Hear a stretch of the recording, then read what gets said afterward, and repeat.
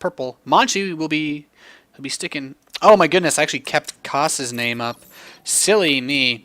Well, all right. I'll just introduce the players and I'll take care of that. Spawning in the top left position as the green Protoss player for XMG, it is Monchi. And our purple Zerg in the bottom right position, playing for Team Acer, it is Scarlett. So this map is one of the newer ones brought in to us pretty much through GSL.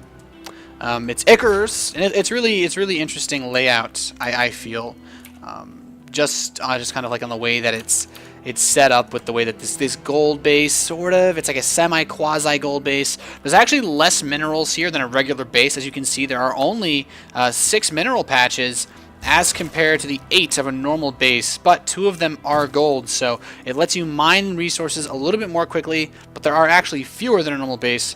And the third is actually a little bit more difficult to take as well, so it presents a bit of an interesting dynamic in this sort of situation, but we're going to have to see how these players want to handle it. Let me just fix this starboard really quickly. He's green Protoss, green, not Terran. Alright, awesome. And let me just flip all of this around. Awesome. Excellent. So it looks like Monchi's going to build his first pylon in his main base, and he's queued up a lot of probes, so it kind of looks like Monchi wants to go for a Nexus first build, which is, it's pretty normal against Zerg. Maybe he's just kind of assuming, oh, well, you know what, Scarlett's probably not going to do anything cheesy, and she's not. She's just going to go for the hatchery at a 15 supply. So this looks like it's going to be a pretty passive early game from both of our players. Scarlett, of course, is getting out her spawning pool right now. We should see a forge out of Monchi. He could try to go gateway, though. Based on the way this wall is set up, there is a supply depot, a neutral one, to help with a wall. But there's the first pylon at the top of the ramp going down, so we'll most likely see a photon cannon, a gateway, cybernetics core wall. Basically, these just kind of like a wall to keep any early Zerglings from running in, causing any mayhem in Monchi's base. And oh, there's the gateway. We should see a photon cannon right after the forge finishes, and there it goes. So this wall's a bit awkward. I think it's vulnerable to a Baneling bust, just based on the positioning of, excuse me, the cannon and the pylon, but I'll have to see if Scarlett notices this. I like the drone already has the gold minerals mined, just ready to just get right in there. She pulled 2 drones specifically to be able to mine these gold resources pretty quickly, and this is actually a, how I say it, a rich, like this is a rich mineral field. This is a rich Vespine geyser, so you actually mine significantly more, and mining one of these geysers is actually the same as mining 2 geysers, so it allows you to spend less minerals to get the extractor or assimilator, but the same number of drones that are missing mining time from 1 gas can actually mine the same as 2 gas, so it helps. You can actually hit some timings a little bit earlier. I think it's really big for helping roach timings because you can get a lot of gas, but you can still have the same number of workers mining minerals. You don't miss out on any of that. So this is going to be interesting to see because Scarlett's moving up to very fast 4 gas pretty much.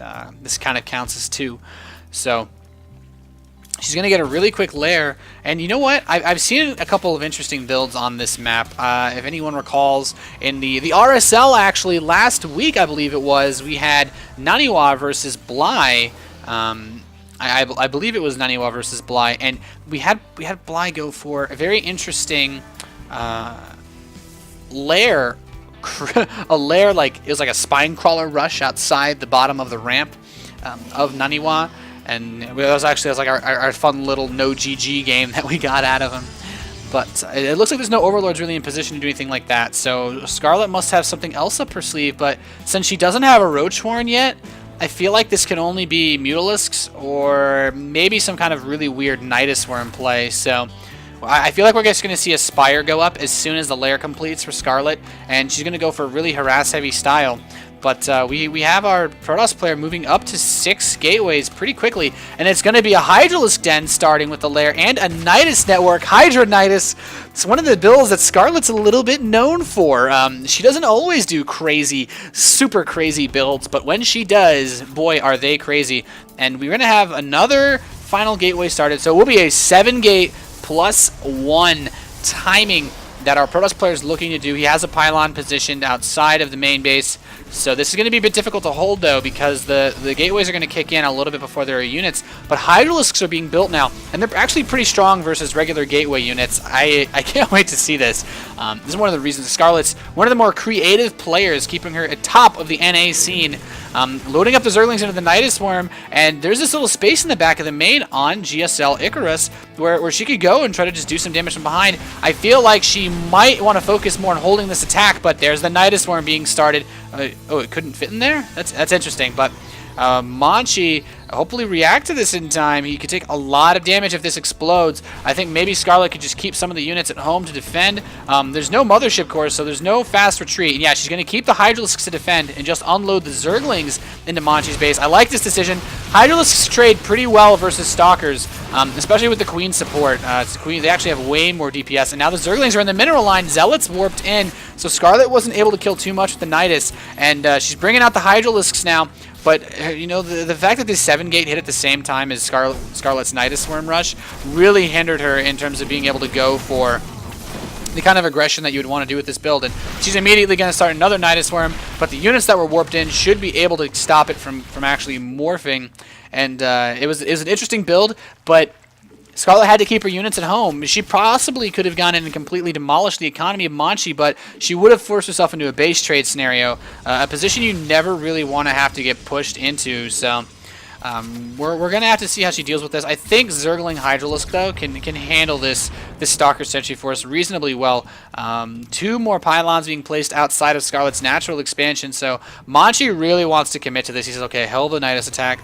I'm going to try to kill you. And Scarlett says, no, I'm going to build a Nidus Swarm outside of your natural, and I'm going to try to apply constant pressure to you as well, and not get pinched apart by your force fields. And this is a very scary position to be in because Scarlett doesn't have Zergling speed, so it's just Hydralisks versus Stalkers mostly. And there's another Nidus Swarm opening up. Slowlings breaking through these rocks to bust in. But now the ball of units from Monchi moving into Scarlett's main. This is disastrous. She's been crazily supply blocked. The drones are being pulled. Hydralisks doing as much as they can, but these Zealots have +1, demolishing these Zerglings. They 2-shot them, and the Zerglings move so slow.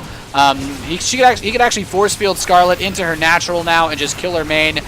Scarlett, though, the Slowlings moving into the main base, she shut down natural expansion, but at what cost? She's down to 38 supply now. Monchi's at 78. Scarlett went for a pretty creative build, but not going to be able to pull it off this game versus the 7-gate. It is going to be GG from Acer Scarlett. Game number 1 will go to Monchi.